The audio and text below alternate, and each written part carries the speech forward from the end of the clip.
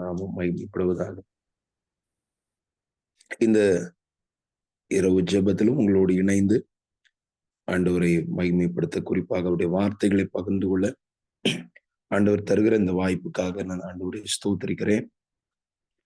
கர்த்தர் உங்களை தொடர்ந்து ஆசீர்வதிப்பாராக. உடைய ஜெபங்கள் மூலமாய் நிச்சயமாக நல்ல பிரயோஜனத்தை ஆண்டவர் கட்டளையிடுவார்.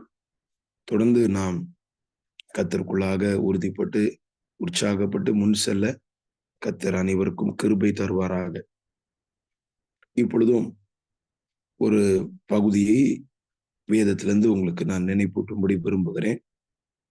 அதற்கு பிறகு தொடர்ந்து நீங்கள் ஜெபிக்க கர்த்தர் உதவி செய்வாராக. எஸ்தரின் புஸ்தகம் 4ஆம் அதிகாரத்தை நாம் எடுத்துக்கொள்வோம். எஸ்தரின் புஸ்தகம் 4ஆம் அதிகாரம். அதிலே உள்ள சில விஷயங்களை நாம் இந்த நாளில் சிந்திக்க இருக்கிறோம். இப்பொழுது தயவாக எஸ்தர் புஸ்தகம் 4ஆம் அதிகாரம் அவருடைய 13, 14 வசனங்களை வாசிக்கும்படி அன்போடு கேட்டுக்கொள்கிறேன். வாசியுங்கள். மொர்தெகாய் எஸ்தருக்கு திரும்ப சொல்ல சொன்னது: நீ ராஜாவின் அரண்மனையில் இருக்கிறதினால் மற்ற யூதர் தப்ப கூடாதிருக்க நீ தப்புவாய் என்று உன் மனதிலே நினைவு கொள்ளாதே. நீ இந்த காலத்திலே மௌனமாயிருந்தால் யூதருக்கு சகாயமும் இரட்சிப்பும் வேறொரு இடத்திலிருந்து எழும்பும். அப்பொழுது நீயும் உன் தகப்பன் குடும்பத்தாரும் அழிவீர்கள். நீ இப்படிப்பட்ட காலத்துக்கு உதவியாயிருக்கும்படி உனக்கு ராஜ மேன்மை கிடைத்திருக்கலாமே, யாருக்கு தெரியும் என்று சொல்ல சொன்னான். கர்த்தருடைய நாமம் மகிமைப்படுவதாக. இந்த பகுதியை சற்று நான் உங்களுக்கு அதனுடைய பேக்ரவுண்ட், அதனுடைய பின்னணியை சற்று உங்களுக்கு சொல்லிவிட்டு இந்த விஷயத்தை நாம் சிந்திக்கலாம். நீங்கள் அதிகமாய் அறிந்திருக்கிற ஒரு பகுதி தான். அகாஸ்வேரு ராஜாவுடைய காலகட்டங்களில் உலகத்திலே இதுவரைக்கும் தோன்றின சாம்ராஜ்யங்கள் எகிப்து, அசீரியா, பாபிலோன், அதற்கு பிறகு தோன்றின மேதிய பெர்சிய சாம்ராஜ்யம். அந்த சாம்ராஜ்யத்தின் காலகட்டங்களில் அகாஸ்வேரு ராஜா 127 நாடுகளுக்கு ராஜாவாக இருந்த போது எஸ்தர் ஒரு யூத ஸ்திரீ, அவளுக்கு ராஜாவுடைய மனைவியாக அல்லது ராஜஸ்திரீயாக மாறக்கூடிய ஒரு பெரிய பாக்கியம், மேன்மை கிடைக்கிறது. ஏற்கனவே ராஜாவுக்கு மனைவியா இருந்த வஸ்தி, அவள் தள்ளப்படுகிறாள். அந்த சம்பவங்களை நான் விளக்கி சொல்ல வேண்டியதில்லை, நீங்கள் அறிவீர்கள். இந்த எஸ்தர் ராஜஸ்திரியாக அவள் உயர்ந்து மேன்மை அடைகிறதை பார்க்கிறோம். 127 நாடுகளுக்கு ஒரு ராஜஸ்திரியாக உயர்த்தப்படுவது என்பது ஒரு சாதாரணமான விஷயம் அல்ல. யூதர்கள் மிகவும் ஒரு மைனாரிட்டி நம்ம சொல்லலாம், ஒரு சின்ன கூட்டம். அவர்கள் அங்காங்கே பரவி இருந்தார்கள். ஆனால் அவர்கள ஒரு ஸ்திரீ, அவள் ராஜஸ்திரியாக, அதுவும் இந்த 127 நாடுகளுக்கு ராஜாவா இருந்தவருடைய ஒரு மேன்மையான நிலையை, அந்த ராஜஸ்திரி என்கிற நிலையை அடைவது ஒரு பெரிய பாக்கியம், ஒரு பெரிய மேன்மை. இப்ப இந்த ஒரு மேன்மையை இந்த எஸ்தர் அடைந்த பிறகு சில சம்பவங்கள் அந்த தேசத்துல நடைபெறுகிறதை நாம் பார்க்கிறோம். அந்த தேசத்துல ஒரு பிரதான மந்திரியாக, முக்கியமான ஒரு மந்திரியாக இருந்த ஆமான், அந்த ஆமானும் ராஜாவும் மிகவும் ஒரு நல்ல உறவிலே இருக்கிறார்கள். இந்த ஆமான், அவனை மொர்தெகாய் என்கிற ஒரு மனுஷன், அவனும் யூதன். அந்த யூதன் அவனை நமஸ்கரிக்கவில்லை, வணங்கவில்லை என்பதற்காக இந்த மொர்தெகாயும் அவனை சார்ந்த யூதர்களையும் அழிக்க வேண்டும் என்று திட்டமிடுகிறான். இந்த ஆமான் ராஜாவோடு அதிகமா ஃப்ரெண்ட்லியா பழகி அவனை எல்லாரும் வணங்கணும் அப்படின்னு சொல்ற மாதிரி ஒரு நிலையை ஏற்படுத்தி கொண்டான். ராஜாவும் அப்படி கட்டளை கொடுத்திருந்தான். ஆனால் தேவ பிள்ளைகளை நாம் பார்க்கும்போது பல இடங்களில் அவர்கள் ராஜாவுடைய கட்டளைகளை எதிர்க்க வேண்டிய கட்டாயம் ஏற்படுகிறதை பார்க்கிறோம். நாம் மேலான அதிகாரத்துக்கு கீழ்ப்படிய வேண்டியவர்கள், எங்கேயுமே நம்ம கிளர்ச்சி பண்ண வேண்டியவர்கள் அல்ல, கலகம் பண்ணக்கூடாது. ஆனாலும் சில இடங்கள்ல அந்த ராஜ கட்டளையை, ராஜாவுடைய அதிகாரத்தை மீற வேண்டிய அவசியங்கள் ஏற்படுகிறதை நாம் பார்க்கிறோம். அதற்கு ஒரு உதாரணம் இங்கே அந்த மொர்தெகாய்க்கு ஏற்பட்ட ஒரு விஷயம். ராஜா ஆமானுக்கு சல்யூட் பண்ணும், அவனை வந்து நமஸ்கரிக்கணும்னு சொன்னாலும் அது மொர்தெகாய்க்கு சரியாகப்படவில்லை. உன் தேவனாகிய கர்த்தர் ஒருவருக்கே ஆராதனை செய்வாயாக, அவரையே பணிந்து கொள்வாயாக என்கிற அந்த கற்பனைக்கு எதிராக இது இருப்பதாக அவர் நினைத்தாரோ என்னவோ, அவர் அதை செய்யவில்லை. இது போல நாம் அநேக சம்பவங்களை வேதத்திலே பார்க்கலாம். சாத்ராக், மேஷாக், ஆபேத்நேகோ ராஜா கட்டளையிட்ட பிறகும், அக்கினி சூளையை நெருப்பெல்லாம் அதிகப்படுத்துவேன் என்றெல்லாம் எச்சரித்த பிறகும், இல்ல நீர் நிறுத்தின சிலையை வணங்க மாட்டோம் என்றார்கள். தானியேல் ராஜாவுடைய கட்டளை பிறந்தது என்பதை அறிந்து, அதுவும் அந்த ராஜாவுக்கு அடுத்த நிலையில இருந்த சட்டத்திட்டத்தை குறித்து ஒன்றும் தெரியாதவர் அல்ல, அதை மாற்ற முடியாது என்பதெல்லாம் தெரிந்தும் கூட அவர் அதற்கு ஆப்போசிட்டா ஜெபித்தார் என்பதை நாம் பார்க்கிறோம். இப்படிப்பட்ட சில கட்டாயங்கள் தேவ பிள்ளைகளுக்கு ஏற்பட்டது உண்டு. அவர்கள் கண்டிப்பாக அதை வந்து ஒபே பண்ண முடியாது, ராஜாவுக்கு ஒபே பண்ண முடியாத, சட்டத்திட்டங்களுக்கு ஒபே பண்ண முடியாத சில சூழ்நிலைகளுக்கு தேவ பிள்ளைகள் தள்ளப்பட்ட நேரங்கள் உண்டு. அப்படிப்பட்ட ஒரு சூழ்நிலை இங்கே ஏற்படுகிறதை பார்க்கிறோம். ஆனால் இது அந்த தேசத்திலே அவருக்கு விரோதமா ஒரு வெஞ்சன்ஸ அந்த ஆமான் எடுத்து விட்டான். இந்த மொர்தெகாய் இவனை அழிக்கணும், இந்த மொர்தெகாய் சார்ந்த யூதர்களையும் அழிக்கணும், ஒருத்தரையும் விட்டு வைக்க கூடாது என்பது அவனுடைய பிளான். மொர்தெகாய் இவ்வளவு பெரிய ஒரு அழிவை, இவ்வளவு பெரிய ஒரு தீமையை அவன் எதிர்பார்க்கவில்லை. இன்னொன்று, அப்படி அறிந்தாலும் அதற்காக அவன் போய் வணங்க போவதும் இல்லை, ஆமானை போல் வணங்க போவதும் இல்லை. ஆனாலும் ஒரு பெரிய தீமை. இப்போ மொர்தெகாய் அதை வந்து ரொம்ப ஃபீல் பண்ணி, அதற்காக அவர் அதை கேள்விப்பட்டதிலிருந்து அவருக்கு தாங்க முடியாத துயரம், ரொம்ப வேதனை உண்டாகுது. இப்ப எஸ்தர் வந்து இப்பதான் ராஜாத்தியாக மாறி இருக்கிறாங்க. அந்த பதவி, அரண்மனையினுடைய அந்த பிரிவிலேஜஸ் இதுல எல்லாம் இருக்கக்கூடிய ஒரு காலகட்டம். பொதுவாக நாம் அறிந்தபடி ராஜஸ்திரீகளுக்கு பெரிய டென்ஷன், அவங்களுக்கு வந்து அட்மினிஸ்ட்ரேஷன்ல பெரிய இதெல்லாம் இருக்கக்கூடிய வாய்ப்புகள் குறைவா தான் இருக்கும். ராஜா தான் அநேக விஷயங்களை அவங்க இது பண்ணுவாங்க, அமைச்சர்கள் இருப்பாங்க. அப்போ இவர்கள் அந்த நல்ல வசதி வாய்ப்புகள், நல்ல பிரிவிலேஜஸ் இதெல்லாம் இருக்கிற அந்த ஒரு காலகட்டம். ஆனாலும் மொர்தெகாய் அவருடைய சகோதரன், அந்த சகோதரன் தான் இந்த எஸ்தரை வளர்த்திருக்கிறான். சிறிய தகப்பனுடைய மகள் என்று சொல்லப்பட்டிருக்கிறது, சித்தப்பா பிள்ளை.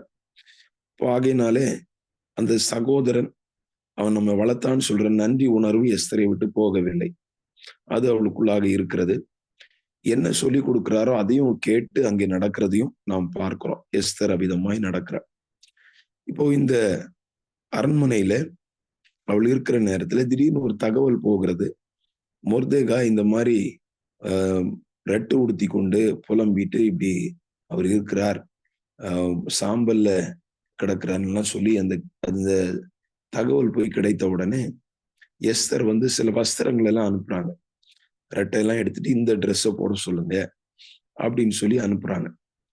அப்போ அதே மாதிரி அந்த காரியம் என்ன, முகாந்திரம் என்ன, என்ன விஷயம், ஏன் இப்படி அவர் வந்து ரெட்டு உடுத்திட்டு இருக்கிறார் என்று கேட்டு அறியும்படியாக சொல்லுகிறதை பார்க்கிறோம். அப்பொழுது மொர்தெகாய் எல்லாவற்றையும் விவரமாக சொல்லுகிறார். இப்படி இந்த ஆமானுடைய பிளான், யூதர்களை அழிப்பதற்கான திட்டம், அதற்கு அவன் எவ்வளவு பணங்களை ராஜாவுக்கு கொடுத்திருக்கிறான் என்று அதை வந்து அந்த விஷயத்தை தீவிரமா சொல்றதை நம்ம பார்க்கிறோம். அதனுடைய முக்கியத்துவத்தை அவர் சொல்லுகிறார். ஆனாலும் எஸ்தர் இப்ப என்ன சொல்றாங்க அப்படின்னு சொல்லும்போது, அவங்களுக்கு வந்து பாருங்க, அந்த ராஜாவிடத்துல போறதுக்கு சில ஒழுங்குகள் இருக்கு, சில காரியங்களை அவங்க கடைபிடிக்க வேண்டி இருக்கிறது. அதை அவர்கள் சொல்லுகிறார்கள். யாராவது கூப்பிடாம போனா, ராஜாட்ட போனா அவங்களுக்கு அழிவு உண்டாகும், அவங்கள வந்து சாகணும், அவங்கள கொன்னு போடுவாங்க. இது வந்து எல்லாருக்குமே, தேசத்துல எல்லாருக்குமே, ஊழியக்காரருக்கும் ராஜாவுடைய நடுவுல சகல ஜனங்களுக்கும் தெரியும், அதனால கூப்பிடாம போக முடியாது அப்படின்னு சொல்லி அந்த சட்ட திட்டம், அந்த நாட்டுல இருக்கிற லா, அது அவங்க சொல்றத நம்ம பார்க்கிறோம். அப்ப மீண்டும் எஸ்தருடைய வார்த்தைகள் மொர்தேகாய்க்கு அறிவிக்கப்படுகிறது. அப்பதான் நம்ம வாசித்த இந்த வசனங்களை மொர்தேகாய் சொல்லுகிறதை நாம் பார்க்கிறோம். இந்த காலத்துல நீ மௌனமா இருந்தா வேற வழியா சகாயம் உண்டாகும், ரட்சிப்பு உண்டாகும், நீ தப்புவேன்னு நினைக்காத, இப்படிப்பட்ட சில விஷயங்களை சொல்லுகிறார். இவைகள் உள்ள ஒவ்வொரு காரியங்களை சற்று நாம் சிந்திக்க கர்த்தர் நமக்கு உதவி செய்வாராக. முதலாவது, மொர்தேகாய் நினைப்பூட்டின ஒரு விஷயம், எஸ்தருக்கு என்ன நினைப்பூட்டினார்னா, அந்த சூழ்நிலையினுடைய தீவிரத்தை சரியாக புரிந்து கொள்ளாத எஸ்தருக்கு அவர் சொன்ன ஒரு காரியம், நீ ராஜாவின் அரண்மனையில் இருக்கிறதுனால் மற்ற யூதர் தப்பக்கூடாது இருக்க நீ தப்புவா என்று உன் மனதிலே நினைவு கொள்ளாதே. இப்போ நீ சொல்லுகிறாய், இந்த சட்டம் என்ன சொல்லுது, ராஜா கூப்பிடாம போக முடியாது, கூப்பிட்டா அவங்கள சாகணும், அவங்கள கொன்னு போடுவாங்க அப்படின்னு நீ சொல்லுகிறாய். ஆனால் இன்னொரு விஷயத்தை தெரிஞ்சுக்கோ, இப்போ இந்த தேசத்துல நடக்கிற நிகழ்வு, இந்த யூதர்களுக்கு விரோதமான தீமை, இது நடந்துச்சுன்னு சொன்னா மற்ற யூதர்கள் காப்பாற்ற முடியாது போல நீயும் யூத ஸ்திரியா இருக்கிறபடினால நீ தப்புவேன்னு நினைக்காத. நீ யார் அப்படின்னு சொல்றதை நீ கொஞ்சம் சிந்தித்து பார். நீ ஒரு யூத ஸ்திரீ, அதை நீ புரிஞ்சுக்கோ. எந்த ஒரு நிலையில நீ இருக்கிற அப்படின்னு சொல்றது நீ புரிந்துக்கோ. இப்ப அதை புரியாமல், இப்ப நம்ம ஒரு நல்ல வாய்ப்பு வசதியில இருக்கிறோம், அதனால நமக்கு பிரச்சனை இல்லைன்னு நீ நினைக்காத. மற்ற யூதர் தப்பக்கூடாது இருக்க நீ தப்புவா என்று நினைக்காதே அப்படின்ற ஒரு முக்கியமான எச்சரிப்பை கொடுக்கிறதை நாம் பார்க்கிறோம். கர்த்தருடைய பரிசுத்த நாமம் மகிமைப்படுவதாக. பிரியமான தேவனுடைய பிள்ளைகளே, சில நேரங்கள்ல நாம் சில விஷயங்களுடைய தீவிரங்களை உணராமல் இருக்கிறோம். சில காரியங்களுக்காக முடிந்தால் சில உதவிகளை நம்ம செய்யறோம், பணங்கள் அவைகளை கொடுக்கிறோம். சில காரியங்கள், சில கஷ்டங்கள் நமக்கு அவைகள் நம்மை தேடி வராதபடினால, அவைகளுக்கு நம்மை விலக்கி ஆண்டவர் பாதுகாக்கிறபடினால, இல்ல ஒரு நல்ல சூழ்நிலை நம்ம வைத்திருக்கிறபடினால, சிலருடைய நெருக்கங்கள், சிலருக்காக எவ்வளவு பாரத்தோடு ஜெபிக்கணும், இல்லை எவ்வளவு தீவிரமாக அதற்காக செயல்பட வேண்டும் என்பதை சில நேரங்களில் நாம் அறியாமல் இருக்கிறோம். ஆண்டவர் இந்த இரவு நேரத்துல அதை உங்களுக்கு நினைப்பூட்டுகிறார். நம்ம ஒவ்வொருடைய வாழ்வில நினைப்பூட்டுகிறார். இந்த காரியத்திலே ஏதோ ஒரு திட்டத்தை ஆண்டவர் வைத்திருக்கிறார் என்று என்னால் புரிந்து கொள்ள முடிகிறது. அப்போ நாம் இந்த தீவிரத்தை புரிந்து கொள்ள வேண்டும். என்ன சூழ்நிலையில தேசம் இருக்கிறது, இல்ல நம்மை சுற்றிலும் இருக்கிற ஒருவேளை சில பிள்ளைகள் கெட்டு போகிறார்கள், அதை குறித்து நமக்கு தகவல் கிடைக்கிறது. நம்ம பிள்ளைகள் பரவாயில்ல, என் பிள்ளை அந்த மாதிரி இல்லைன்னு சொல்லி அப்படி நம்ம ஒரு நிர்விசாரமாக அசட்டையாக இருந்து விடக்கூடாது. அது மாத்திரமல்லாமல் தேசத்திலே நடந்து கொண்டிருக்கிற விஷயங்கள், ஒவ்வொரு தேசத்திலே நடந்து கொண்டிருக்கிற தீமையான காரியங்கள், ஒருவேளை நீங்கள் இருக்கிற மாநிலம் அல்லாமல் பிற மாநிலங்களில் நடைபெற்று வருகிற காரியங்கள், நீங்கள் இருக்கிற பகுதி இல்லாமல் மற்ற பகுதிகளில் நடைபெற்று வருகிற விஷயங்கள், இவைகளை கேள்விப்படும் போது நாம சேஃபா தானே இருக்கிறோம், நம்ம ஆண்டவர் நல்லா தானே வச்சிருக்கிறார் அப்படின்னு நாம் நினைத்து விடக்கூடாது. நாம் தீவிரமாய் செயல்படுவதற்கு, இன்னும் ஒரு பாரத்தோடு செயல்படுவதற்கு நாம் புரிந்து கொள்ளணும், இதே சூழ்நிலை எனக்கு வரலாம் என்பதை நாம புரிந்து கொள்ள வேண்டியது அவசியம். அந்த உணர்வு நமக்கு ஏற்படணும். அந்த சிந்தை வந்தாதான் நம்ம இன்னும் பாரப்பட முடியும். அப்பதான் நம்ம இன்னும் கண்ணீர் விட முடியும். அப்பதான் நம்ம தீவிரமா செயல்பட முடியும். இல்லாவிட்டால் நம்ம சில காரணங்களை சொல்லிட்டு இருப்போம். இல்ல, எங்களுடைய வேலை ஸ்தலத்துல இப்படி இருக்கு, என்னுடைய குடும்ப சூழ்நிலை இப்படி, ஏதோ ஒரு காரணத்தை சொல்லி ஆண்டவருடைய திட்டம், ஆண்டவர் நம்மிடத்துல என்ன எதிர்பார்க்கிறாரோ, இல்ல நாம் செய்ய வேண்டிய கடமைகள், சில விஷயங்களுக்கு ஏதோ சாக்கு போக்கு சொல்லுகிறவர்களாக நாம் காணப்படுவோம். எசேக்கியா ராஜாவை நீங்க கவனிச்சு பாருங்க. ஒரு நல்ல ஒரு ராஜா. ஆனால் அந்த எசேக்கியா ராஜாவுக்கு ஒரு எச்சரிப்பு கொடுக்கப்படுகிறது. உன்னுடைய பிள்ளைகளுடைய நாட்கள்ல இந்த யூதா தேசத்துல இருக்க எருசலேம்ல நீ அந்த ஸ்பைஸ், அந்த ஸ்தானாபதிகளுக்கு, பாபிலோனிலிருந்து வந்த ஸ்தானாபதிகளுக்கு எதையெல்லாம் திறந்து காட்டினாயோ அதையெல்லாம் உன்னுடைய பிள்ளைகளுடைய நாட்கள் அவங்க எடுத்துட்டு போயிடுவாங்க அப்படின்னு சொல்லுகிறார். எசேக்கியா அசால்ட்டா சொல்றார், என்னுடைய நாட்களாவது சமாதானம் இருக்குமே, என்னுடைய குமாரர் நாட்கள் தானே, என்னுடைய நாட்கள்ல சமாதானம் இருக்கும் தானே, அப்படி ஒரு நிர்விசாரமாக அவர் பேசுகிறதை நாம் பார்க்கிறோம். ஆனால் என்ன நடந்தது பாருங்க, அவர் அந்த நிர்விசாரமா பேசி அப்படி இது பண்ண அந்த காலகட்டத்துல பிறந்த மனாசே அந்த பிள்ளை, அவன் வந்து அந்த 15 வருஷம் எசேக்கியாவுக்கு கூட்டி கொடுத்த அந்த காலகட்டத்துல தான் அவன் பிறக்கிறான். அந்த 15 வருஷத்துல தான் எசேக்கியாவுக்கு அந்த மனமேட்டிமை இதெல்லாம் வருது. ஒரு நிர்விசாரம் எல்லாம் வருது. ஆனா அந்த டைம்ல பிறந்த மனாசே ஒரு பிள்ளையும் இல்லாத அளவுக்கு மோசமான பிள்ளையாக, எந்த குடும்பத்திலும் இல்லாத அளவுக்கு, இல்லாட்டி எந்த ஒரு ராஜாவும் செய்யாத அளவுக்கு பிள்ளைகளை தீக்கடக்க பண்றது, வந்து இன்னும் எவ்வளோ தீட்டுப்படுத்த முடியுமோ அவ்வளோ தீட்டுப்படுத்தி, அவ்வளோ பொல்லாத காரியங்களை அந்த யூதா ராஜா மனாசே அவன் செய்தான். ஆண்டவர் அதற்கு பிறகு கூட பார்க்கும்போது, மனாசே செஞ்சதுனால இனி இவங்களுக்கு இரக்கம் செய்யக்கூடாதுன்னு ஒரு முடிவு வந்துட்டார். அவ்வளோ பொல்லாத காரியங்களை அவன் செய்தான். காரணம் என்னன்னா நிர்விசாரம். நம்முடைய நிர்விசாரங்கள், நம்முடைய அசதிகள் பெரிய தீமையை கொண்டு வரக்கூடிய வாய்ப்பு இருக்கிறது. ஒரு நாளும் தேவ பிள்ளைகள் அசதியா இருக்கக்கூடாது. அசதியா இராம நம்ம ஜாக்கிரதையா இருக்கணும். கர்த்தர் நம்மிடத்துல சில விஷயங்களை எதிர்பார்க்கிறார். நம்மை கொண்டு சில காரியங்களை செய்யணும்னு அவர் திட்டம் பண்ணியிருக்கிறார். அதற்காக சில மேன்மைகளை தருகிறார். அதற்காக சில வாய்ப்புகளை நமக்கு தருகிறார். யாருக்கும் கிடைக்காத சில பிரிவிலேஜஸ் நமக்கு கிடைக்கிறது. சில மேன்மைகள் கிடைக்கிறது. அதை நாம் வைத்துவிட்டு தேவ பிள்ளைகள் தீவிரமாக ஆண்டவருக்காக நம்ம செயல்பட வேண்டும். அந்த நிலையில இருந்து விட்டு ஒரு நிர்விசாரமா, ஒரு அசதியா நம்ம இருந்து விடக்கூடாது. இப்ப பாருங்கள், அந்த எஸ்தர் தன்னுடைய அழிவை குறித்து அவ பேசிட்டு இருந்தா, சாகணும். ஆனால் இப்ப மொர்தெகாய் என்ன நினைப்பூட்டுகிறார்? நீ தப்புவாய் நினைக்காத.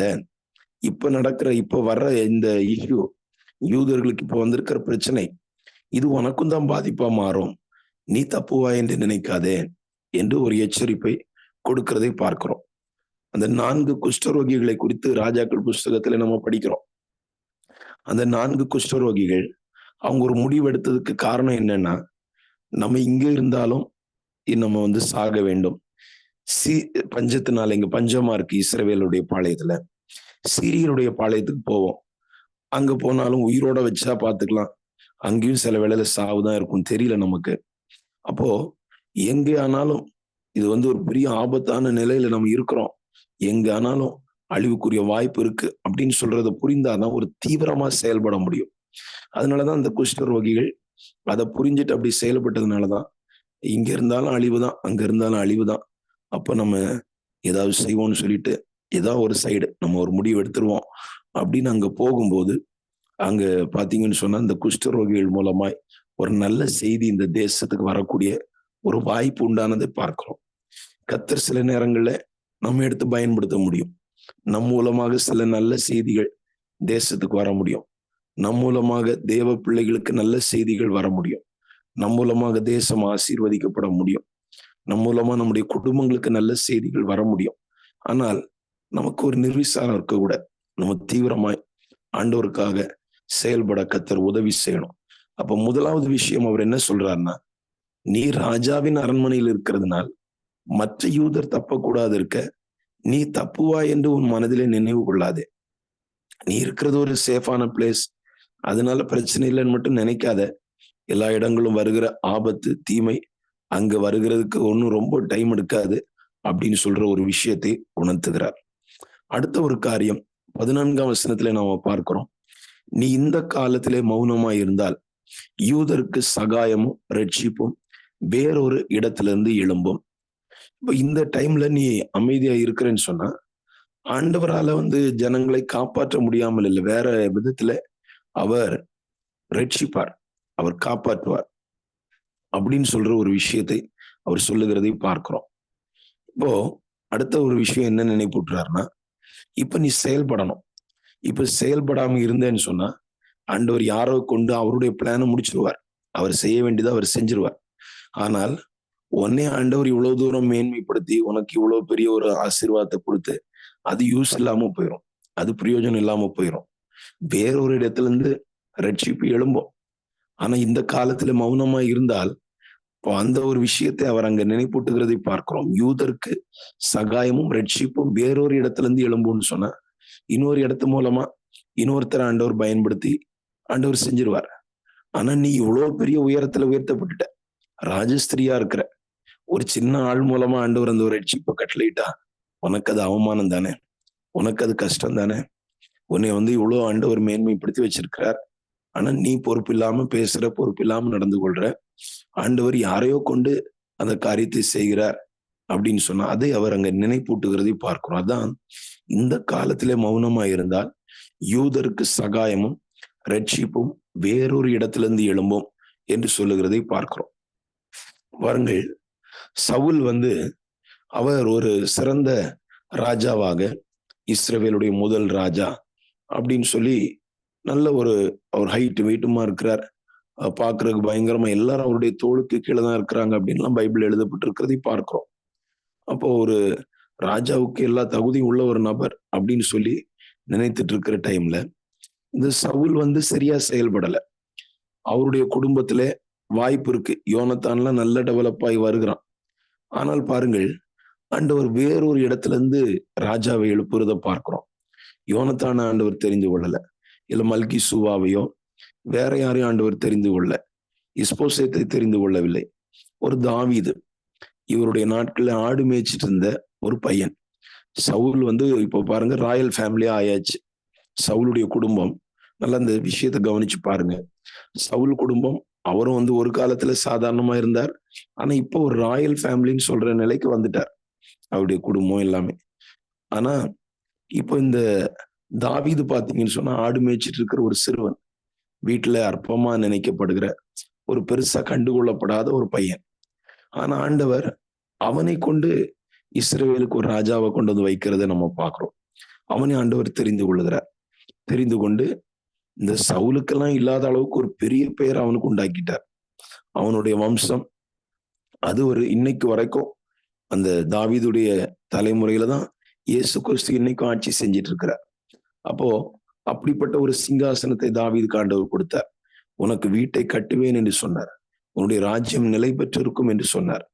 கவனிச்சு பாருங்க, ஆண்டவர் எப்படி கிரியை செய்கிறார். இங்கே அது மாதிரிதான் அவர் உணர்த்துகிறார். உன்னை இவ்வளவு பெரிய ஒரு இதுல வச்சிருக்கிறார், ராஜஸ்திரியா வச்சிருக்கிறார். நீ சரியா செயல்படலைன்னா ஒரு சாதாரண நபர் மூலமா இல்ல ஒரு சிறு கூட்டம் மூலமா ஆண்டவர் அந்த ரட்சிப்பை கொண்டு வர முடியும். ஆகையினாலே அப்ப இன்னைக்கு நமக்கு ஆண்டவர் உணர்த்துகிற ஒரு விஷயம் என்ன அப்படின்னு சொல்லும் போது, தேவ பிள்ளைகள் நம்மிடத்துல கர்த்தர் சில பொறுப்புகளை தந்திருக்கிறார். நம்மிடத்துல நம்பி சில விஷயங்களை செய்யும்படி அவர் எதிர்பார்க்கிறார். ஆனா நாம் அதை செய்ய தவறும் போது அதற்கு ஏதாவது ஒரு ரீசன் சொல்றோம், இல்ல அதை நம்ம தட்டி கழிக்கிறோம் என்று சொல்லும் போது ஆண்டவர் வேற யாரையா கொண்டு அதை செய்வார். நம்ம சில ஆத்துமாக்களுக்கு சுவிசேஷம் அறிவிக்காம இருக்கிறோம். அக்கம் பக்கங்கள்ல இருக்கிறவர்கள் நம்ம ரொம்ப யோசிக்கிறோம், ஆண்டவர் இடைப்படுறார் அவங்கள்ட்ட சொல்றதுக்கு யோசிக்கிறோம். வேலை செய்யற இடத்துல சிலர் ஆண்டவர் உணர்த்துகிறார், சுவிசேஷம் சொல்லு. ஆனா நம்ம யோசிக்கிறோம், நம்முடைய நிலையை நம்முடைய ஸ்டேட்டஸ் இதெல்லாம் நம்ம யோசிச்சுட்டு விட்டுறோம்னு வைத்துக் கொள்ளுங்கள். இப்போ ஆண்டவர் வேற யாரோ மூலமா அவங்க என்ன செய்யறாங்கன்னா ரட்சிக்கப்பட்டுறாங்க. ரட்சிக்கப்பட்டு நாங்க இப்ப சர்ச்சுக்கு போயிட்டு இருக்கிறோம், நாங்களும் ஆண்டவரை தேடுறோம் சொல்லும் போது நமக்கு அது ஒரு விஷயமா மாறுது.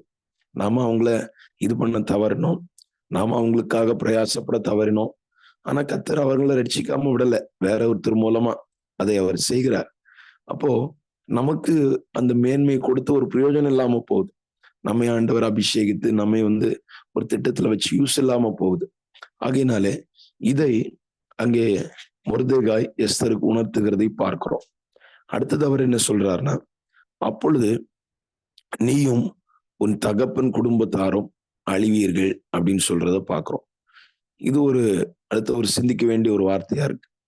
அதாவது வேற இடத்துல இருந்து ரட்சிப்பு எழும்போம், ஆனா உன் குடும்பம் காப்பாற்றப்பட முடியாது, நீ அழிவ அப்படின்னு சொல்றத பார்க்கிறோம். உனக்கு பாதிப்பு வந்துடும், ஏன்னா நீ செய்ய தவறிவிட்டாய், நீ அந்த நோக்கத்தை செய்ய தவறிவிட்டாய். இப்ப சவுல் பாருங்க, சவுலுடைய முடிவு பரிதாபமா மாறி போயிடுச்சு. தாவீது ஆண்டவர் எழுப்பினார், அவனை மேன்மைப்படுத்தினார். இந்த குடும்பமே இதை இல்லாம அழிஞ்சு போயிடுச்சு. சவுலை கொண்டு ஆண்டவர் பெலிஸ்தரை அழிக்கணும்னு நினைச்சார், ஆனா அதை அவன் செய்யல, அந்த நோக்கத்தை நிறைவேற்றல. தனக்கு பேர் உண்டாக்க நினைத்தான். தனக்கு யாரெல்லாம் எரிச்சல் தனக்கு யாரெல்லாம் எதிரா வர்றாங்களோ அல்லது தாவீதையெல்லாம் ஒரு எதிரியா பார்த்து அவனுக்கு விரோதமா இராணுவத்தை பயன்படுத்தி இராணுவத்தையும் கட்டுக்கோப்பா வைக்கல, நிறைய பேர் வீட்டுக்கு அனுப்பிட்டு இருக்கிற ஒரு 3000 பேரை வச்சுட்டு தாவீதையே ஃபாலோ பண்ணிட்டு இருந்ததை நம்ம பார்க்கிறோம். சுயமா அப்படி செயல்பட்டுட்டு இருந்தான், தேவனுடைய நோக்கத்தை அவன் நிறைவேற்றவில்லை. அந்த குடும்பம் பாத்தீங்கன்னு சொன்னா அந்த குடும்பத்தினுடைய இதே ரொம்ப ஒரு பரிதாபமா மாறி போயிடுச்சு. சவுல் அவன் ஈட்டியை நட்டு அதுல போய் விழுகிறான். அப்புறம் இது பண்ணும்போது அந்த ஒரு அமலேக்கியன் அவன்கிட்ட வந்து எனக்கு இன்னும் உயிர் போகல, நீ என்னை கொன்றுன்னு சொல்லிட்டு செத்து போகிறதை பார்க்கிறோம். அந்த யோனத்தான், மல்கிசூவா எல்லாம் அந்த யுத்தத்துல இறந்து போறாங்க. இஸ்போசேத் பிறகு கொலை செய்யப்படுகிறான். இந்த குடும்பம் பிறகு பார்க்கும்போது இந்த யோனத்தானுடைய மகன் மேவிபோசேத் தாவீதுனால போஷிக்கப்படுற அளவுக்கு, அந்த அளவுக்கு இந்த ராயல் ஃபேமிலி கீழே வந்துட்டு நம்ம பார்க்கிறோம். ஸ்தோத்திரம். இதுக்கு மேல கிபியோனியர் அவங்க இது பண்ணதுல சவுலுடைய மறுமனையாட்டி ஆகிய ரிஸ்பால் பெற்ற குமாரர் கொஞ்சம் பேர் தூக்குல போடுறாங்க. அப்படி இப்படி இந்த குடும்பம் ஒண்ணும் இல்லாம அப்படி இதாகி போறத பாக்குறோம். பின்னாட்கள்ல இந்த சவுலுடைய குடும்பத்துல இருந்து ஒருத்தர் எழும்புனாங்கன்னு சொல்ற அளவுக்கு பெருசா சொல்றதுக்கு இல்லாம போயிட்டதை பாக்குறோம். அதான் நீயும் உன் குடும்பத்தாரும் அழிவீர்கள். ஆண்டவர் யாரை கொண்டாவது அவருடைய காரியத்தை செஞ்சிருவார். ஆனா நீ வந்து செய்யறதுக்காக எழுப்பப்பட்ட நபர். அதுக்காக உன்னை தெரிந்து கொண்டார். அதுக்காக உனக்கு ஒரு பெரிய மேன்மையை கொடுத்திருக்கிறார். அதை நீ செய்யாம இருக்கும்போது உனக்கு அது பாதிப்பா மாறும் என்று சொல்லுகிறதை பார்க்கிறோம். ஏன்னா சிலர் ஒருவேளை நினைக்கலாம், சரி என் மூலமா நடக்கலன்னா யார் மூலமா நடந்துட்டு போட்டோம் அப்படின்னு சொல்லிட்டு ஒரு அசதியா இருக்கிறதுக்கு ஒரு வாய்ப்பு இருக்கு. அவங்க செய்யட்டும், யாரோ செய்யட்டும், எனக்கு என்ன அப்படின்னு சொல்ற மாதிரி அந்த ஒரு மென்டாலிட்டி நமக்கு வந்துடக்கூடாது. யாரோ மூலமா நடக்கும், எப்படியும் ஆண்டவருடைய காரியம் யாரோ செஞ்சிருவாங்க அப்படி நாம இருக்கக்கூடாது. நீயும் உன் தகப்பன் குடும்பத்தாரும் அழிவீர்கள் என்று பார்க்கிறோம். நாம் செய்ய வேண்டிய விஷயத்தை நாம் செய்யாத பட்சத்துல நமக்கு அது பாதிப்பா மாறிடும். ஆகையினாலே நம்மை கொண்டு செய்ய வேண்டியதை நாம தான் செய்யணும். நாம ஜெபிக்கணுமா நாம் தான் அதை செய்யணும். நாம் சுவிசேஷம் அறிவிக்கணுமா நாம் தான் அதை செய்யணும். நாம் நம்முடைய பிள்ளைகளுக்கு அத்திறப்புல நிக்கணுமா நாம தான் அதை செய்யணும். யாரோ ஜெபம் பண்ணுவாங்கன்னு சொல்லிட்டு நம்ம இருக்கக்கூடாது. வீட்டுல கணவன் மனைவி இருக்கும்போது மனைவி ஜெபம் பண்றா, அதனால நான் என் வேலையை பார்க்கறேன்னு இருக்கக்கூடாது. கணவர் செய்ய வேண்டியதை கணவர் செய்யணும். மனைவி இல்ல கணவர் கொஞ்சம் நல்லா ஆவிக்குரிய இதுல இருக்கிறார், நான் வேற வேலையை பார்க்கறேன்னு இருக்கக்கூடாது. ஒவ்வொருவர் செய்ய வேண்டிய கடமைகளை அவரவர் செய்யணும். இல்லாட்டா அவங்களுக்கு அது பாதிப்பா மாறும். கர்த்தருடைய பரிசுத்த நாமம் மகிமைப்படுவதாக. ஆகையினாலே இதை நம்ம புரிந்து கொண்டு செயல்பட வேண்டியது அவசியம். நம்முடைய பிள்ளைகளை பிராட்டப் பண்றதா இருக்கட்டும், ஸ்தோத்திரம், நம்முடைய சுற்று பகுதிகளை ஆண்டவரை குறித்து மகிமைப்படுத்துகிறதா இருக்கட்டும், வேலை ஸ்தலங்கள்ல ஆண்டவர் சாட்சியா இருக்கிறதா இருக்கட்டும், எல்லா இடங்களிலும் நம்ம புரிந்து கொள்ளணும். நாம் அந்த திட்டத்தை கண்டிப்பா செய்யணும் என்பதை புரிந்து கொள்ளணும். இன்னொரு காரியம் அதுல கடைசியாக சொல்லப்பட்டிருக்கிறது, நீ இப்படிப்பட்ட காலத்துக்கு உதவியா இருக்கும்படி உனக்கு ராஜ மேன்மை கிடைத்திருக்கலாமே, யாருக்கு தெரியும் என்று சொல்ல சொன்னான் என்று பார்க்கிறோம். இன்னொரு விஷயத்தை அவர் நினைப்பூட்டுகிறார். இந்த மேன்மை உனக்கு வந்ததே, மேன்மை உனக்கு தரப்பட்டதே, நீ நினைக்கிற நான் வந்து இல்ல நான் எனக்கு எனக்கு வந்து போதுமான அழகு இருந்தது, இல்லாவிட்டால் எனக்கு அதுக்குரிய தகுதி இருந்தது, எவ்வளவு பேர் வந்தாங்க ஆனா அவங்க எல்லாம் ரிஜெக்ட் பண்ணிட்டாங்க, நான் தான் செலக்ட் பண்ணப்பட்டேன், இதெல்லாம் இருந்தா கூட ஒருவேளை நீ வந்து உன்னுடைய தகுதியினாலே இல்லாவிட்டால் நான் வந்து அந்த இடத்துக்கு ஏற்ற ஒரு சூட்டபிள் பர்சனா இருந்தனாலதான் எனக்கு இந்த பதவி கிடைச்சது நீ நினைக்கலாம். ஆனால் அப்படி அல்ல. இந்த ஒரு காரியத்துக்கு உதவியா இருக்கும்படி உனக்கு மேன்மை கிடைத்திருக்கலாமே. வேற ஒரு விஷயத்தை அவர் சொல்றத பார்க்கிறோம். கர்த்தருடைய பரிசுத்த நாமம் மகிமைப்படுவதாக. பல நேரங்கள்ல கர்த்தர் நம்மை உயர்த்தும் போது, நம்மை மேன்மைப்படுத்தும் போது நம்ம சாட்சியா அதை சொல்லுகிறோம். தவறு இல்லை, நம்ம சாட்சியா ஆண்டவரை மகிமைப்படுத்தணும். நான் இப்படி எல்லாம் கஷ்டப்பட்டேன், இவ்வளவு தூரம் நான் பிரயாசப்பட்டேன், இப்படி எல்லாம் ஒரு உதவி கிடைச்சது, இந்த இன்டர்வியூ இது முதல்ல அட்டன் பண்ணேன், அதுல அந்த அந்த முதல் டைமே எனக்கு கிடைச்சிருச்சு, இந்த தேசத்துல ஆண்டவர் வர உதவி செய்தார். இல்லை இது மாதிரி நம்ம பல விஷயங்கள், பல மேன்மைகள், அது எந்த தேசத்துல இருந்தாலும் எங்க நம்ம உயர்த்தப்பட்டாலும் இப்படிப்பட்ட சாட்சிகளை நம்ம சொல்லுவது வழக்கம். ஆனா நம்ம என்ன நினைக்கிறோம், அதுக்கு எனக்கு தகுதி இருக்கு, நான் அதுக்குரிய ஒரு குவாலிஃபைடா இருக்கிறேன், எல்லாருக்கும் அதுக்குரிய அந்த வாய்ப்பு இல்லை, எனக்கு அந்த தகுதி இருக்கிறதுனால நான் அதை பெற்றுக்கொண்டேன் என்று சொல்லுகிற காரியங்கள் இருக்கிறது. ஒரு சகோதரன் என்கிட்ட ஒரு காரியத்தை பகிர்ந்து கொண்டார். அவர் வெளிநாட்டுக்கு போகணும்னு ரொம்ப ஒரு ஆர்வத்துல ரொம்ப முயற்சி எடுத்துட்டு இருந்தார். அப்போ நான் வந்து அவர்கிட்ட, ஏன் நீங்க இங்கேயே இது பண்ணலாமே அப்படின்னு சொல்லி அவர்கிட்ட பேசிட்டு இருக்கும்போது, என்றால் ஒரு நல்ல ஒரு விசா கிடைச்சு நல்ல ஒரு வேலை கிடைச்சு போறது தவறில்ல, ஆனா இவருக்கா ஒரு பிரயாசம், வெளிநாட்டுக்கு போகணும், சம்பாதிக்கணும் அப்படி. அப்போ அவர்கிட்ட நீங்க இங்கே இது பண்ணலாமே அப்படின்னு சொல்லி பேசிட்டு இருக்கும்போது, அவர் ஒரு காரியத்தை சொன்னார். அவங்களுடைய சகோதரர், அவர் தூர தேசத்துல இருக்கிறார். நான் நினைக்கிறேன் யுஎஸ்லயா தான் இருக்கும். அப்போ அங்க இருக்கிறார். அவர்கிட்ட இவர் கேட்டிருக்கிறார், எனக்கும் ஒரு முயற்சி பண்ணு அப்படின்னு சொல்லும்போது, இவர் சரியா படிக்கல. 10th தான் முடிச்சிருக்காரு போல இருக்கு. 10வது படிக்கிறவனுக்கெல்லாம் யுஎஸ்ல வேலை தருவானா நீ யோசிச்சு பாருன்னு சொல்லி கிண்டலா அப்படி பேசியிருக்கிறார். அது இவருக்கு மனசுல ரொம்ப ஒரு பாதிப்பு. அப்போ அதனாலதான் இவருக்கு அவன் முன்னாடி நம்ம வாழ்ந்து காட்டணும், எப்படியாவது இது பண்ணணும் அப்படின்னு சொல்லி அதுக்காக தான் இவர் வெளிநாட்டுக்கு போகணும்னு சொல்லி ரொம்ப பிரயாசப்பட்டு கொண்டு இருக்கிறார். அப்ப பாருங்கள், சிலருடைய எண்ணம், நம்ம எல்லாம் இந்த வேலையில இருக்கிறோம் அப்படின்னு சொல்லும்போது அதுக்கு நமக்கு தகுதி இருக்கு. ஆனா அவங்க படிக்கல, அவனுக்கு சரியான இது இல்ல, அதனால அவனால வர முடியல. இப்படிப்பட்ட எண்ணங்கள் நிறைய விஷயங்கள் இருக்கலாம். ஆனா பைபிள் என்ன சொல்லுதுன்னா, மொர்தெகாய் என்ன நினைப்பூட்டுகிறார், அப்படி இல்ல, உனக்கு இந்த மேன்மை கிடைச்சதே ஒருவேளை இப்படிப்பட்ட சிச்சுவேஷனுக்கு உதவி செய்யறதுக்கா இருக்கலாமே. இந்த நெருக்கமான சூழ்நிலையில இல்ல ஆண்டவர் உங்களை எல்லாம் அமெரிக்க தேசத்துல வச்சிருக்கிறார். இந்த அமெரிக்க தேசத்துக்காக இப்ப நாங்கள் இந்தியாவில இருந்து ஜெபம் பண்ணாலும் அந்த அளவுக்கு அங்குள்ள சிச்சுவேஷன்ஸ் தெரியாது. கேள்விப்படுறத வச்சு ஜெபம் பண்றோம். ஆனா கண்கூடாக பார்த்து அந்த தேசத்துக்காக பாரப்பட, அந்த தேசத்துக்காக அழ, கண்ணீர் வடிக்க, அந்த தேசத்துல ஒரு எழுப்புதலை கொண்டு வர்றதுக்காக கர்த்தர் உங்களை வச்சிருக்கலாமே. அதற்காக ஆண்டவர் ஒருவேளை அந்த அமெரிக்க தேசத்துக்கு உங்களை கொண்டு போயிருக்கலாமே. உங்களுக்கு ஆண்டவர் நல்ல ஒரு சூழ்நிலையில வச்சிருக்கலாமே. ஸ்தோத்திரம். கர்த்தருடைய நாமம் மகிமைப்படட்டும். ஒருவேளை நம்மளே நெருக்கத்துல இருந்தோம்னா நம்ம வேற யாரை குறித்து யோசிக்கிறதுக்கு நமக்கு இருக்காது.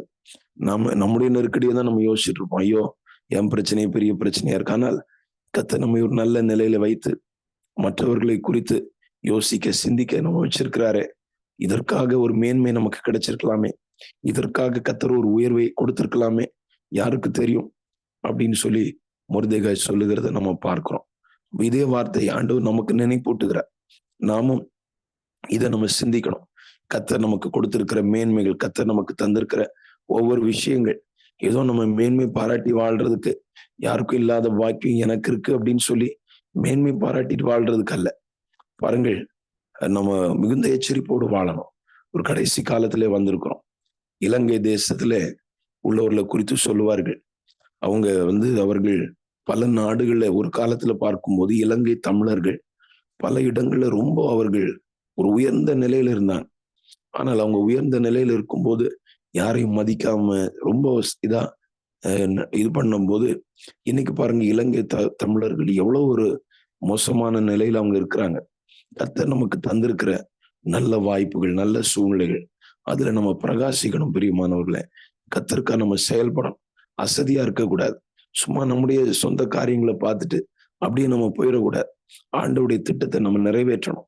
இப்படிப்பட்ட ஜெபங்கள், இப்படிப்பட்ட ஐக்கியங்கள்ல நம்ம இணையும் போது அது ஏதோ ஒரு கஷ்டமா, ஒரு சிரமமா நம்ம ஏதோ போட்டு நம்ம சிரமப்படுத்துற மாதிரி நினைக்காம அதை ஒரு பொறுப்பா எடுத்துக்கொண்டு நம்ம என் மேல் விழுந்த கடமை, இதை நான் செய்யணும், என்னை ஆண்டவர் இதுக்காக தான் தெரிந்தெடுத்திருக்கிறார் என்பதை புரிந்து கொண்டு செயல்பட கர்த்தர் நமக்கு கிருபை தரணும். அப்ப நம்முடைய குடும்பங்களும் ஆசீர்வதிக்கப்படும். இன்னொரு பக்கம் நம் மூலமா தேவ திட்டம் நிறைவேறும். 2 பிளஸிங் இருக்கு அதுல.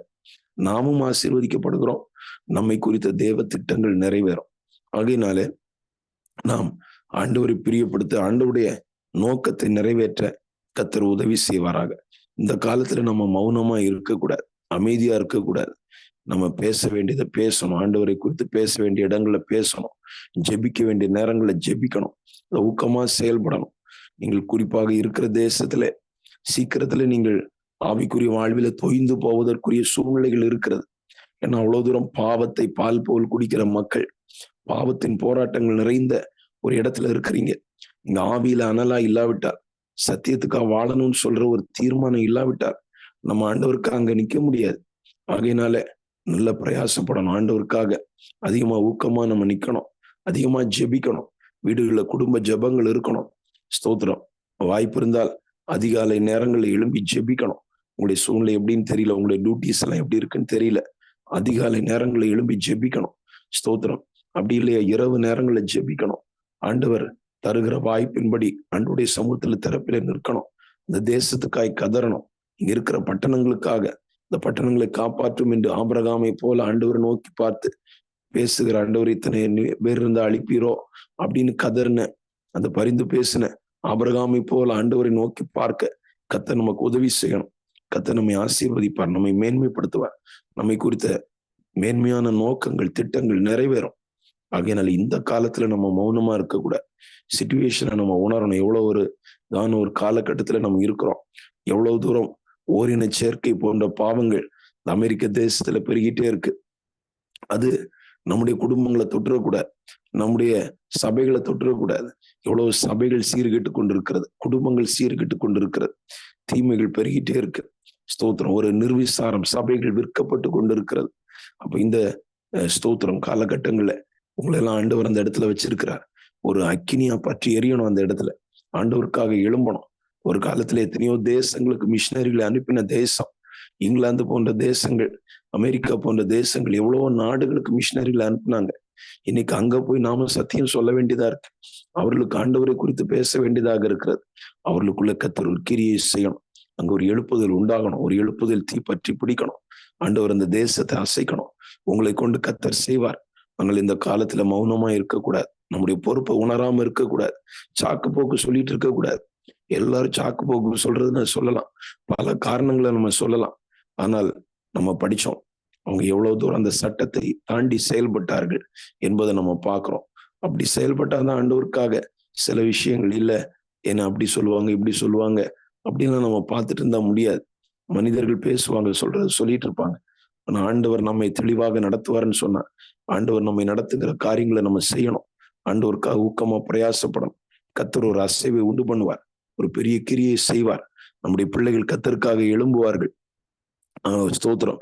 நம்முடைய ஸ்தோத்திர சந்தானத்தின் மேல் சந்ததி மேல் கர்த்தர் ஆவியை ஊற்றுவேன், ஆசீர்வாதத்தை ஊற்றுவேன்னு சொல்லி வாக்கு பண்ணி இருக்கிறார். ஆண்டவர் அதை செய்ய வல்லமை உள்ளவராக இருக்கிறார். ஆகையினால தேவ பிள்ளைகள் உற்சாகப்படுவோம், ஊக்கமடைவோம். கர்த்தர் பெரிய காரியங்களை செய்வார். எல்லாரும் சேர்ந்து ஆண்டவர் நோக்கி பார்ப்போமா? அனைவரும் சேர்ந்து ஜெபிக்கலாமா? ஆண்டவரை எங்களை எழுப்பும், எங்களுக்குள்ளாக ஒரு அக்கினி பற்றி பிடிக்க உதவி செய்யும், ஆவியில் அனலாக எங்களை மாற்றும் என்று சொல்லி எல்லா தெய்வ பிள்ளைகளும் ஆண்டவர் நோக்கி பார்க்க போகணும். இந்த காலத்துல நாங்க மௌனமா இருக்கக்கூடாது ஆண்டவரேன்னு சொல்லி எல்லாரும் ஆண்டவர் நோக்கி பார்ப்போம். கர்த்தர் உங்களை கொண்டு பெரிய காரியங்களை செய்வார். அநேகருக்குள்ளாக ஏற்கனவே ஒரு அக்கினி ஆண்டவர் போட்டிருக்கிறார். ஒருவேளை பல நேரங்களில் நீங்க சோர்ந்து போகிறீர்கள், தளர்ந்து போகிறீர்கள். நம்ம மட்டும் ஏன் இவ்வளவு தூரம் பிரயாசப்படணும்னு நினைக்கிறீர்கள்? இல்ல, கர்த்தர் உங்களை கொண்டு பெரிய திட்டத்தை வச்சிருக்கிறார். ஸ்தோத்திரம். நீங்க உங்களுடைய நோக்கத்தை, ஆண்டவர் வச்சிருக்கிற நோக்கத்தை நிறைவேற்றணும். எல்லா தேவ பிள்ளைகளும் ஆண்டவர் நோக்கி பாருங்கள். அல்லேலூயா. கர்த்தாவே உம்மை ஸ்தோத்திரிக்கிறோம். பரிசுத்தம் நிறைந்த தேவனே உம்மை துதிக்கிறோம். சர்வ வல்லமையுள்ளவரே உம்மை ஸ்தோத்திரிக்கிறோம்ப்பா. ஆண்டவரே, ஒவ்வொரு இடங்களிலும் கர்த்தாவே உம்மை ஸ்தோத்திரிக்கிறோம். ஒரு சிறு கூட்டத்தை நீர் உமக்கென்று வைத்திருக்கிறீர். ஆண்டவரே உம்மை ஸ்தோத்திரம். அவிதமாய் உம்முடைய பிள்ளைகளை கர்த்தர் அந்த அமெரிக்க தேசத்துல நீர் வைத்திருக்கிறீர் என்று நாங்கள் விசுவாசிக்கிறோம். இது போல ஆண்டவர் அநேக கூட்டங்களை இந்த அமெரிக்க தேசத்துல நீர் வைத்திருக்கிறீர் என்று விசுவாசிக்கிறோம். இவர்கள்லாம் கர்த்தருக்காக எழும்பட்டும் ஆண்டவரே, கர்த்தருக்காக செயல்படட்டும். ஒரு எஸ்தரை போல எழும்பட்டும். எஸ்தர் ஆண்டவரே சூழ்நிலையுடைய தீவிரத்தை புரியாமல் ஆரம்பத்துல இருந்ததை நாங்க பார்க்கிறோம். ஆனா ஆண்டவரே மொர்தெகாய் இதை உணர்த்துகிறார். அந்த காரியத்தை ஒவ்வொன்னா தெளிவா சொல்லுகிறார். நீ தப்புவா என்று நினைக்காதே. இந்த காலத்துல மௌனமா இருக்கக்கூடாது. வேறொரு இடத்துல இருந்து ரட்சிப்பு எழும்போம். நீயும் தகப்பன் குடும்பத்தாரும் அழிவீர்கள். இப்படி எல்லாம் படிப்படியாக எச்சரிக்கிறார். இதற்காக உனக்கு ராஜமேன்மை கிடைத்திருக்கலாமே என்று சொன்னதை பார்க்கிறோம். இதை கேட்ட உடனே செத்தாலும் சாகிறேன் என்று சொல்லி தீவிரமாய் ஆண்டவர் புறப்பட்டு சென்றதை நாங்க பார்க்கிறோம். எஸ்தர் அப்படி புறப்பட்டு சென்றதுனால ஒரு பெரிய ஒரு வெற்றி யூதர்களுக்கு கிடைத்ததப்பா. ஒரு பெரிய ரட்சிப்பு உண்டானது ஆண்டவர். அதுபோல இன்னைக்கு தேசத்து ஜனங்கள் காப்பாற்றப்படணும். இந்த அமெரிக்க தேசம் காப்பாற்றப்படணும். உங்களுடைய பிள்ளைகள் அமெரிக்க தேசத்துல என்ன நோக்கத்தோடு கொண்டு போய் வைத்திருக்கிறீரோ, ஒவ்வொரு மாகாணங்களை நீர் வைத்திருக்கிறீரோ, பல மாகாணங்களும் உங்களுடைய பிள்ளைகள் இருக்கிறார்கள். ஆண்டவரே ஸ்தோத்திரம். அவர்களை கொண்டு கர்த்தர் கிரியை செய்யணும். அந்தந்த இடங்கள் ஒரு அசைவை உண்டு பண்ணணும். ஆண்டவரே ஸ்தோத்திரிக்கிறோம். அந்த பாவத்தின் சோதனைகள் உங்களுடைய பிள்ளைகள் விழுந்து விடக்கூடாது. அதற்கு விரோதமாய், பாவத்துக்கு விரோதமாய் போராடுகிறதுல ரத்தம் சிந்தத்தக்கதாக இன்னும் எதிர்த்து நிற்கவில்லைன்னு சொல்லியிருக்கு. அதற்கு விரோதமாய் ஒரு முழங்கால் யுத்தம் செய்யணும். முழங்கால்களை பலப்படுத்தும். அக்கினியாய் கர்த்தர் மாற்றும் ஆண்டவரே. ஒரு விசேஷித்த அபிஷேகத்தை ஊற்றி கொடும். வல்லமையினால் கர்த்தர் நிரப்பும். சத்துடைய கோட்டைகள் நிர்மூலமாகத்தக்கதாக உடைய பிள்ளைகளை எடுத்து பயன்படுத்தும். சத்தியத்துக்கு சாட்சி அங்க நிறுத்தணும் ஆண்டவரே. கர்த்தாவே, உலகத்தோடு உலகமா மாறிடக்கூடாது. உம்முடைய பிள்ளைகள் உமக்கென்று சாட்சியா வாழணும் ஆண்டவர். உம்முடைய சந்ததி என்பதை அந்த இடத்துல காட்ட கர்த்தர் உதவி செய்யணும். கர்த்தர் கூட இருந்து நடத்தும்படியாக ஜெபிக்கிறோம். ஒவ்வொருவரையும் கத்தர் எடுத்து பயன்படுத்தும், ஆளுகை செய்தலும், பெரிய காரியங்களை கத்தர் செய்யும். நல்ல செய்திகளை நாங்கள் கேள்விப்பட கத்தர் உதவி செய்யும். உடைய பிள்ளைகளுடைய வாழ்விலே யார் யாருக்கெல்லாம் சோர்வுகள், பலவீனங்கள் அவர்களை மேற்கொள்ளுகிறதோ அவைகளை கத்தர் ஒரு நல்ல ஜெயத்தை தாரும். ஒருவேளை சிலருக்கு ஃபேமிலி இஷ்யூஸ், குடும்பத்தில் உள்ள போராட்டங்கள், குடும்பத்தில் உள்ள சில சிரமங்கள்னால உமக்காக செயல்பட முடியாமல் இருந்தால் அவர்களுக்கு வேண்டிய விசேஷித்த கிருபைகளை தாரும், அபிஷேகத்தை தாரும், வல்லமே தாரும் ஆண்டவரே. அவர்களை எடுத்து பயன்படுத்த ஜெபிக்கிறோம். கத்தர் கிருபை செய்யும். நல்ல அனுகூலமான சூழ்நிலைகளை தாரும் ஆண்டவரே. நான் உன்னோடு கூட இருந்து செய்கிற காரியம் பயங்கரமா இருக்கும் என்று சொன்னீரே. பூமி எங்கும் எந்த ஜாதிகளிடத்திலும் செய்யப்படாத அதிசயமான காரியங்கள் உன் ஜனங்கள் எல்லாருக்கும் முன்பாகவும் செய்வேன் என்று சொன்னீரேன். அப்படியே நீ செய்தல்லும்படியாக ஜெபிக்கிறோம். அப்படி நல்ல கரங்களே தாழ்த்தி ஒப்பு கொடுக்கிறோம்ப்பா. எழும்பு எழும்பு சீயோனே, உன் வல்லமை தரித்துக்கொள் என்று சொல்லி இருக்கிறது. வல்லமை தரித்து கொண்டு எழும்பி செயல்பட கத்தர் உதவி செய்யும்.